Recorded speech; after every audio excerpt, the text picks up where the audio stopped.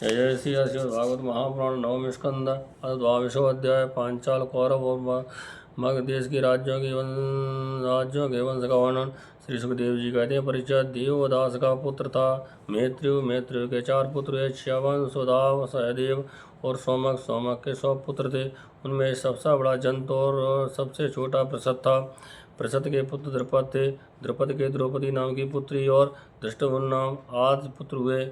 धृष्टद्युम्न पुत्र धृष्टद्युम्न का पुत्र था धृष्टकेतु। भार्यास के वंश से उत्पन्न हुए ये नरपति पांचाल कहलाए। अजीमण का पुत्र था ऋषभ। उनके पुत्र हुए संबर।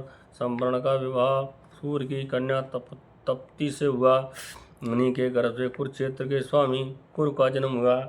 कुरु के 4 पुत्र हुए, परीक्षत, सुधन्वा, जहु और निषाध्वस। सुधन्वा से सुहोत्र, सुहोत्र शवन, शवन से कृति, कृति से उपरिचरवसु और उपरिचरवसु से बृहद आदि कई पुत्र उत्पन्न हुए। उनमें बृहद्रथ, कुशाम्ब, मत्स्य, प्रत्यग्र और चेदवि आदि छेद देश के राजा हुए। बृहद्रथ का पुत्र था कुशाग्र। कुशाग्र का ऋषभ। ऋषभ का सत्यद। सत्यद का पुष्पान और पुष्पान के जगु नाम का पुत्र हुआ। और व्रत की दूसरी पत्नी एक गर्भ में एक शरीर के 2 टुकड़े उत्पन्न हुए। एक शरीर के 2 टुकड़े उत्पन्न हुए। उन्हें माता ने बाहर फेंकवा दिया। तब जरा नाम की राक्षसी ने जियो जियो इस प्रकार कहकर खेलने खेलने में उन दोनों टुकड़ों को जोड़ दिया। उसी समय जोड़े हुए बालक का नाम हुआ जरासंध। जरासंध जरासंध का सहदेव। सहदेव का सोमाप्य और सोमाप्य का पुत्र हुआ श्रुतश्रवा। कुरुश्रेष्ठ ज्येष्ठ पुत्र परीक्षत। कोई संतान कुरुश्रेष्ठ ज्येष्ठ पुत्र परीक्षत के कोई संतान न हुई। यहू का पुत्र था सुरथ। सुरथ का विदुरथ। विदुरथ का सार्वभौम। सार्वभौम का जयसेन। जयसेन का राधिका और राधिका का पुत्र हुआ आयुत। आयुत का क्रोधन। क्रोधन का देवदित। देवदित का ऋषय। ऋषय का दिलीप और दिलीप का पुत्र हुआ प्रदीप। प्रदीप के 3 पुत्र थे, तेवाप, शांतनु और बहीक। देवाप अपना पैतृक छोड़कर वन में चला गया, इसलिए उनके छोटे भाई शांतनु राजा हुए। पूर्व जन्म में शांतनु का नाम महाभिष था। इस जन्म में भी वे अपने हाथों से छीजे छू देते थे। जिसे छू देते थे वह बूढ़े से जवान हो जाता था, उसे परम शांत मिल जाती थी। इसी करामत के कारण उनका नाम शांतनु पड़ा। शांतनु हुआ। एक बार शांतनु के राज्य में 12 वर्ष तक इंद्र ने वर्षा नहीं की। इस पर ब्राह्मणों ने शांतनु से कहा कि तुमने बड़े भाई देवापि से पहले ही विवाह अग्निहोत्र और राजपद को स्वीकार कर लिया, अतः तुम परिवेता हो, इसलिए तुम्हारे राज्य में वर्षानी होती है। अब यह तुम अपने नगर और राष्ट्र की उन्नति चाहते हो तो शीघ्र से शीघ्र अपने बड़े भाई को राज्य लौटा दो। जब ब्राह्मणों ने शांतनु ने इस प्रकार कहा, तब उन्होंने वन में जाकर अपने बड़े भाई देवापि से राज्य स्वीकार करने को बड़ा अनुरोध किया। परंतु शांतनु के पत्री मंत्री अश्वरात ने पहले से उनके पास कुछ ऐसा ब्राह्मण भेज दिए थे जो वेद को दूषित करने वाले वचनों से देवापि को वेद मार्ग से विचलित कर चुके थे। इसका फल यह हुआ कि देवापि वेदों के अनुसार गृहस्थाश्रम स्वीकार करने की जगह उसकी निंदा करने लगे, इसलिए वे राज्य के अधिकार से वंचित हो गए। और तब शांतनु के राज्य में वर्षा हुई। देवापि इस समय भी योग साधना कर रहे हैं और योगियों के प्रसिद्ध निवास स्थान कलाप्रगाम में रहते हैं। जब कलयुग में चंद्रवंश का नाश हो जाएगा, तब सतयुग के प्रारंभ में वे फिर उसकी स्थापना करेंगे। शांतनु के छोटे भाई बहिर का पुत्र हुआ सोमदत्त। सोमदत्त के 3 पुत्र हुए, भूर, भूरिश्रवा और सल। शांतनु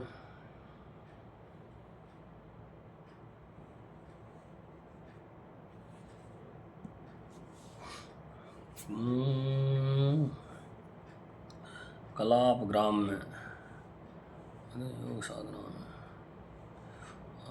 इस समय देवाप इस समय भी योग साधना कर रहे हैं और योगियों के प्रसिद्ध निवास स्थान वलाब्राम में रह रहे हैं। शांतनु के द्वारा गंगा जी के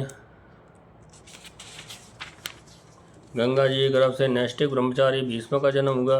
वे समस्त धर्मज्ञों के श्रीमुर भगवान के परम प्रेमी भक्त और परम ज्ञानी थे। वे संसार के समस्त वीरों के अग्रगण्य नेता थे। औरों की तो बात ही क्या है, उन्होंने अपने गुरु भगवान परशुराम को भी युद्ध में संतुष्ट कर दिया था। संत उनके द्वारा दास राज की कन्या के गर्भ से 2 पुत्र हुए, चित्रांगद और विचित्रवीर। चित्रांगद को चित्रांगद नामक गंधर्व ने मार डाला। इसी तरह दासराज की कन्या सत्यवती से पाराशर जी द्वारा मेरे पिता भगवान ने कला अवतार स्वयं भगवान श्री कृष्ण द्वैपायन व्यास जी अवतीर्ण हुए। उन्होंने वेदों की रक्षा की। परिषद मैंने उन्हीं से श्रीमद्भागवत महापुराण का अध्ययन किया था। ये पुराण परम गोपनीय अत्यंत रहस्यमय है। इसी से मेरे पिता भगवान व्यास जी ने अपने पहले आदि शिष्यों को इसका अध्ययन नहीं कराया।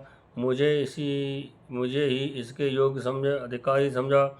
एक तो मैं उनका पुत्र था और दूसरे शांत आदि गुणों में भी मुझमें विशेष रूप थे। शांतनु के दूसरे पुत्र विचित्रवीर ने काशी राजी कन्या अंबिका और अम्बालिका से विवाह किया। उन दोनों को भीष्म जी स्वयंवर से बलपूर्वक ले आए थे। विचित्रवीर अपनी दोनों पत्नियों से इतना आसक्त हो गया कि उसे क्षय राजयक्ष्मा रोग हो गया और उसकी मृत्यु हो गई। माता सत्यवती कहने से भगवान व्यास जी ने अपने संतानहीन भाइयों की स्त्रियों से धृतराष्ट्र और पांडु 2 पुत्र उत्पन्न किए। उनकी दासी से तीसरे विदुर जी हुए। परीक्षित धृतराष्ट्र की पत्नी थी गंधारी। उनके गर्भ से 100 पुत्र हुए। उनमें सबसे बड़ा था दुर्योधन। कन्या का नाम था दुशाला। पांडु की पत्नी थी कुंती। शापवश पांडु स्त्री सहवास नहीं कर सकते थे, इसलिए उनकी पत्नी कुंती के गर्भ से धर्म, वायु और इंद्र के द्वारा क्रमशः युधिष्ठिर, भीमसेन और अर्जुन नाम के 3 पुत्र उत्पन्न हुए। ये तीनों के 3 महारथी थे। पांडु की दूसरी पत्नी का नाम था माद्री। दोनों अश्विनी कुमार द्वारा उसके गर्भ से नकुल और सहदेव उत्पन्न हुए। परीक्षित, इन 5 पांडवों के द्वारा द्रौपदी के गर्भ से तुम्हारे 5 चाचा उत्पन्न हुए। इनमें से युधिष्ठिर के पुत्र का नाम था प्रतिबिंद, भीमसेन का पुत्र था श्रुतसेन, अर्जुन का श्रुतकीर्त, नकुल का शतानीक और सहदेव का श्रुतकर्मा। इनके सिवा युधिष्ठिर के पौरवी नाम की पत्नी देवक युधिष्ठिर के पौरवी नाम की पत्नी से देवक और भीमसेन के हिडम्बा से घटोत्कच और काली से सर्वगत नाम के पुत्र हुए। सहदेव के पर्वत कुमारी विजया से सुहोत्र और नकुल के करेणुमति से निर्मित्र हुआ। अर्जुन के द्वारा नाग कन्या उलूपी के गर्भ से इरावान और मणिपुर नरेश की कन्या से बब्रुवाहन का जन्म हुआ। बब्रुवाहन अपने नाना का ही पुत्र माना गया, क्योंकि पहले से ही ये बात तय हो चुकी थी। अर्जुन की सुभद्रा नाम की पत्नी से तुम्हारे पिता अभिमन्यु का जन्म हुआ। वीर अभिमन्यु ने सभी अतिरथियों को जीत लिया था। अभिमन्यु के द्वारा उत्तरा के गर्भ से द्वारा तुम्हारा जन्म हुआ। परीक्षित, उस समय कुरुवंश का नाश हो चुका था। अश्वत्थामा के ब्रह्मास्त्र से तुम भी जल ही चुके थे, परंतु भगवान श्री कृष्ण ने अपने प्रभाव से तुम्हें उस मृत्यु से जागता बचा लिया। परीक्षित, तुम्हारे पुत्र तो सामने ही बैठे हुए हैं। इनके नाम हैं जन्मेजय, श्रुतसेन, भीमसेन और उग्रसेन। ये सब के सब बड़े पराक्रमी हैं। जब तक्षक के काटने से तुम्हारी मृत्यु हो जाएगी, तब इस बात को जानकर जन्मेजय बहुत क्रोधित होगा और ये सर्प यज्ञ की आग में सर्पों को हवन कर दे करेगा। ये कावशेष को पुरोहित बनाकर अश्वमेध यज्ञ करने का और सब ओर से सारी पृथ्वी पर विजय प्राप्त करके यज्ञों के द्वारा भगवान की आराधना करेगा। जन्मेजय का पुत्र होगा शतानीक। वह याज्ञवल्क्य के ऋषि याज्ञवल्क्य से तीनों वेदों का कर्मकांड की तथा कृपाचार्य से अस्त्र विद्या की शिक्षा प्राप्त करेगा और एवं शौनक जी